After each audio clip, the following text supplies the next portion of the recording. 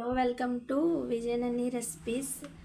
చాలా రోజుల తర్వాత మళ్ళీ మీకోసం సందువా చేప ఫిష్ ఫ్రై ఎలా చేయాలో చూపిద్దాం అనుకుంటున్నాను. శుభ్రంగా కడుక్కొని చేప పసుపు ఉప్పు వేసి నిమ్మకాయ వేస్తే నీసు వాసన పోతే చక్కగా క్లీన్ చేసుకున్న తర్వాత ఉప్పు, కారం, మసాలా పొడి, ధనియాల పొడి, కాస్త నిమ్మకాయ, కారం ఇవన్నీ వేసి మ్యాగ్నేట్ చేసి ఒక గంట సేపు ఫ్రిడ్జ్లో పెట్టేసానండి.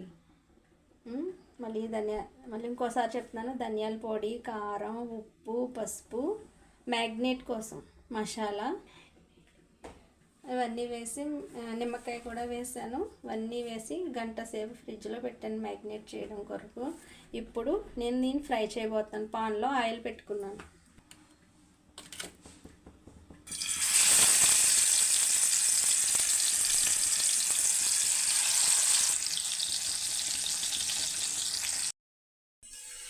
చక్కని సందువా ఫిష్ ఫ్రై రెడీ అయిపోయింది. ఇప్పుడు టేస్ట్ చేయడమే.